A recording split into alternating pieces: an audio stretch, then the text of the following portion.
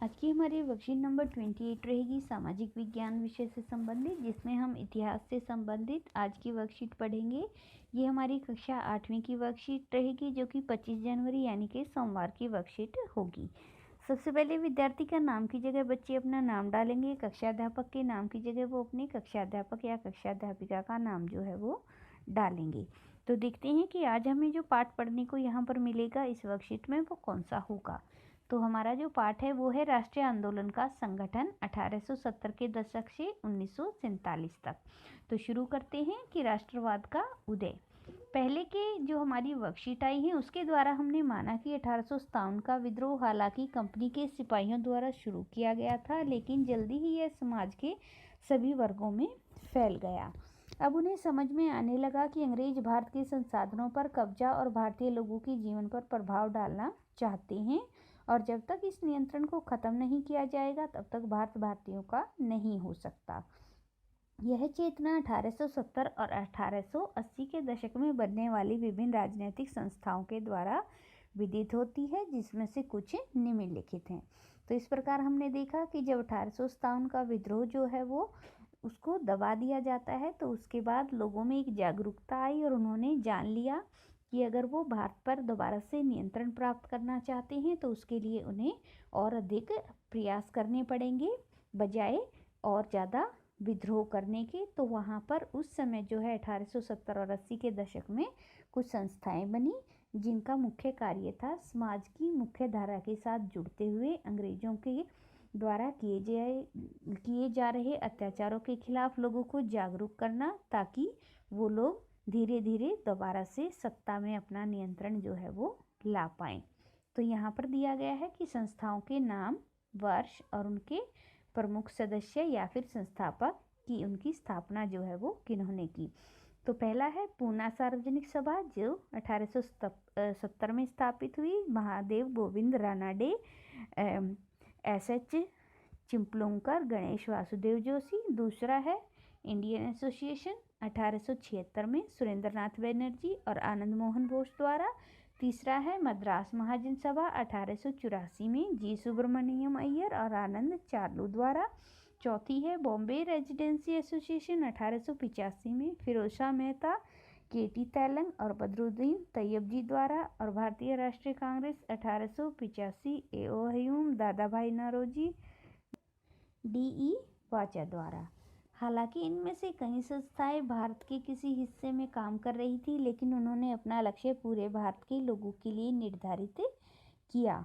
उनका मानना था कि भारतीयों को उनके अधिकारों के प्रति सशक्त बनाया जाना चाहिए। इन विचारों के अलावा 1870 और 80 के दशक में कुछ कड़े कानूनों के कारण अंग्रेजों के प्रति भारतीयों के मन में असंतोष बढ़ता ही जा रहा था। अब हम देखते हैं कि वो कौन से ऐसे कारण थे जिनकी वजह से भारतीयों के मन में अंग्रेजों के प्रति रोष की भावना थी। तो पहला है आर्म्स एक्ट, जो कि 1878 में पारित किया गया और इसके अनुसार भारतीयों को हथियार रखने के ऊपर पाबंदी थी। दूसरा है वर्नाकुलर प्रेस एक्ट, जो कि 1878 में पारित किया गया था, और इस एक्ट के अनुसार अंग्रेज सरकार को ये अधिकार दिए गए कि वो किसी भी आपत्तिजनक सामग्री के प्रकाशन पर उस समाचार पत्र की संपत्ति को जब्त कर सकती थी। कहने का मतलब है कि वर्नाकुलर प्रेस एक्ट के द्वारा भारतीय पत्रकारिता पर प्रतिबंध लगा दिए गए। तीसरा है एल्बर्ट बिल, जो कि 1883 में पारित किया गया, और इस बिल के अनुसार भारतीय जज अंग्रेज या यूरोपीय लोगों की न्यायिक सुनवाई कर सकते थे, लेकिन अंग्रेजों के विरोध के कारण सरकार को इसे वापस लेना पड़ा, जिससे भारतीयों में असंतोष फैल गया, क्योंकि इससे अंग्रेजों के नस्ली भेदभाव का उन्हें पता चल गया। अब जो हमें एक्टिविटी दी गई है उसमें करना है क्या है कि अपने अध्यापक व अध्यापिका या फिर अपने माता पिता की सहायता से अपनी पसंद की स्वतंत्रता प्राप्ति से पहले की किसी एक राष्ट्रीय संस्था के बारे में जानकारी एकत्रित कीजिए। तो यहाँ पर आपको करना क्या है कि जो स्वतंत्रता प्राप्ति से पहले कोई संस्था बनी हो जिसने भारत की आज़ादी में महत्वपूर्ण भूमिका निभाई हो, उसके बारे में आपको यहाँ पर जानकारी एकत्रित करके लिखनी है। अब हम चलते हैं अपने अगले प्रश्न की तरफ। अगला प्रश्न हमसे जो पूछा गया है वो है कि पूना सार्वजनिक सभा के शब्द सार्वजनिक से आप क्या समझते हैं। तो हमें पता है सार्वजनिक का मतलब होता है जो सभी के लिए बनी होती है। तो यहाँ पर पूना सार्वजनिक सभा में सार्वजनिक शब्द से हमारा अभिप्राय है कि ये जो सभा बनाई गई थी वो सभी भारतीयों के लिए बनाई गई थी, ये किसी एक क्षेत्र से संबंधित संस्था नहीं थी। दूसरा जो क्वेश्चन है वो है कि वर्नाकुलर प्रेस एक्ट ने किस प्रकार भारतीयों को प्रभावित किया। तो हमें पता है कि वर्नाकुलर प्रेस एक्ट से क्या हुआ, भारतीय प्रेस के ऊपर जो है वो प्रतिबंध लगाए गए और जिससे कि भारतीय जो है वो बहुत अधिक नाराज हुए कि क्या करना चाहते हैं अंग्रेज प्रेस की आज़ादी को छीनना चाहते हैं। तो 2 के लिए हमारा ये वाला प्रश्न जो है यहाँ पर इसका उत्तर हमें मिल जाएगा। तीसरा जो प्रश्न है वो है कि एल्बर्ट बिल क्या था और उसे वापस क्यों लिया गया। तो इस प्रश्न के उत्तर के लिए आप यहाँ से लेकर यहाँ तक पूरी जानकारी लिखेंगे कि एल्बर्ट बिल जो है वो 1883 में पारित हुआ था और इसके अनुसार क्या था कि भारतीय जो जज होते हैं वो अंग्रेज़ों के खिलाफ कोई भी मुकदमा सुन नहीं पाएंगे। और इसको वापस किस लिए लिया गया था, क्योंकि अंग्रेज़ जो थे वो नहीं चाहते थे कि उनके मुकदमे कोई भी भारतीय जज जो है वो सुने। और जब ऐसा किया गया तो भारतीयों ने जान लिया कि अंग्रेज उनसे किस प्रकार नस्ली भेदभाव रखते हैं। फिर जो अगला प्रश्न हमसे दिया गया है वो है कि आपके विचार में उपयुक्त 3 कानूनों में से किस कानून को भारतीयों को प्रभावित किया होगा, अपने उत्तर के पक्ष में तर्क दीजिए।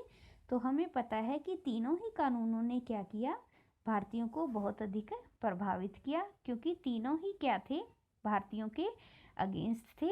और तीनों ही कानूनों के अनुसार प्रेस की आज़ादी, हथियार रखने की आज़ादी और साथ ही साथ जो समानता का अधिकार होता है उनको वहाँ पर नहीं मिल रहा था। तो यहाँ पर कोई एक बिल ना होकर इन तीनों बिलों को आप यहाँ पर लिखेंगे कि arms act bill, vernacular press act bill और एल्बर्ट बिल, तीनों ही बिल जो थे वो भारतीयों के खिलाफ थे और इन तीनों ही बिलों ने क्या किया, भारतीयों को प्रभावित किया। तो इस प्रकार से ये हमारी वर्कशीट यहाँ पर कंप्लीट होती है और अंत में हमें दिया गया है कोविड के संदर्भ में उचित व्यवहार संबंधी संदेश, जिसके अनुसार हमें नियमित रूप से अपने हाथों को साबुन और पानी से धोते रहना चाहिए।